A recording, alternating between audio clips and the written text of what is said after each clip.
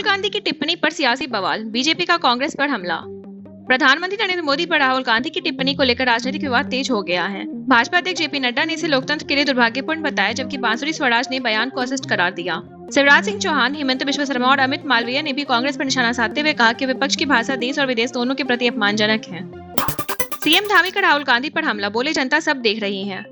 विभाजन विभीषिका स्मृति दिवस पर हरिद्वार में मुख्यमंत्री पुष्कर सिंह धामी ने राहुल गांधी के बयान की आलोचना करते हुए कहा कि नेता प्रतिपक्ष जैसे संवैधानिक पद पर बैठे व्यक्ति से ऐसी भाषा की उम्मीद नहीं की जा सकती। उन्होंने कांग्रेस पर मुद्दों के अभाव में अभद्र राजनीति करने का आरोप लगाया और मोदी सरकार के अनुच्छेद 370, सीएए के बाद 3 तलाक जैसे फैसलों को देश हित में बताया। सितंबर में भारत आएंगे ईरान के राष्ट्रपति, ब्रिक्स शिखर सम्मेलन में लेंगे हिस्सा। ईरान के राष्ट्रपति मसूद पेजेश्कियान सितंबर में नई दिल्ली में आयोजित 18वें ब्रिक्स शिखर सम्मेलन में शामिल होंगे। भारत इस वर्ष ब्रिक्स की अध्यक्षता कर रहा है और सम्मेलन की थीम नवाचार, सहयोग, स्थिरता और लचीलेपन पर आधारित है। 2024 में ब्रिक्स का सदस्य बने ईरान ने पश्चिमी एशिया में शांति और तनाव कम करने के लिए भारत की रचनात्मक भूमिका की भी सराहना की है। टनल हादसे में राहत अभियान जारी, 3 लोगों की तलाश अब भी जारी। उत्तराखंड के मायापुर में निर्माणाधीन टनल हादसे के बाद मुख्यमंत्री पुष्कर सिंह धामी ने मौके पर पहुंचकर राहत एवं बचाव कार्यों का जायजा लिया। टनल में फंसे 22 लोगों में से 19 को सुरक्षित बाहर निकाल लिया गया है, जबकि 3 लोगों की तलाश जारी है। हादसे में अब तक 7 लोगों की मौत की पुष्टि की हुई है और घायलों का अस्पताल में इलाज चल रहा है। सुखबीर बादल हमले की जांच तेज, महाराष्ट्र एटीएस ने संभाली कमान। नांदेड़ गुरुद्वारे में सुखबीर सिंह बादल पर हुए हमले की जांच अब महाराष्ट्र एटीएस और पुणे पुलिस कर रही है। जांच एजेंसियों ने आरोपी जसपाल सिंह के घर और लॉ ऑफिस की तलाशी ली है तथा उसके संपर्कों और गतिविधियों की पड़ताल की जा रही है। आरोपी ने पूछताछ में पंजाब की नशे की समस्या पर नाराजगी जताई, लेकिन हमले का स्पष्ट मकसद अभी सामने नहीं आया है। शिवपाल के बयान पर राजभर का तंज, बोले पहले अपने चच्चू को संभालिए।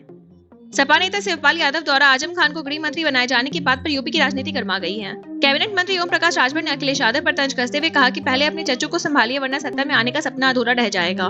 मुख्यमंत्री योगी आदित्यनाथ ने भी इस मुद्दे पर सपा की सोच पर सवाल उठाए हैं। विभाजन की गलतियों से सीखे, दोबारा न बटे देश, सीएम योगी। विभाजन विभीषिका स्मृति दिवस पर मुख्यमंत्री योगी आदित्यनाथ ने 1947 के बंटवारे को ऐतिहासिक भूल बताते हुए कांग्रेस पर निशाना साधा। उन्होंने कहा कि देश आज भी उस विभाजन की कीमत चुका रहा है। योगी ने लोगों से एकजुट रहने की अपील करते हुए कहा कि आतंकवाद और उग्रवाद जैसी चुनौतियों से बचने के लिए समाज को आपसी विभाजन से दूर रहना होगा। एयर इंडिया फ्लाइट में 300 फीट गिरावट, जांच में हाइड्रोलिक सिस्टम पर फोकस। फुकेट से दिल्ली आ रही एयर इंडिया की फ्लाइट A12379 में अचानक करीब 300 फीट की ऊंचाई में बदलाव के मामले में जांच तेज हो गई है। शुरुआती जांच में टर्बुलेंस की आशंका थी, लेकिन अब फ्लाइट डेटा रिकॉर्डर के विश्लेषण के बाद हाइड्रोलिक सिस्टम की जांच पर जोर दिया जा रहा है। इस घटना में 20 यात्री और 4 क्रू के सदस्य घायल हुए थे। नीतीश कुमार से मिले सम्राट चौधरी, तस्वीरों ने खींचा सबका ध्यान।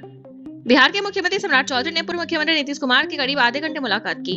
बैठक के दौरान जेडीयू नेता संजय झा भी मौजूद रहे। मुलाकात की तस्वीरों में नीतीश कुमार सम्राट चौधरी के कंधे पर हाथ रखते नजर आए, जबकि चौधरी ने हाथ जोड़कर उनका अभिवादन किया। इसे शिष्टाचार भेंट बताते हुए उन्होंने विकास कार्यों पर चर्चा की जानकारी दी।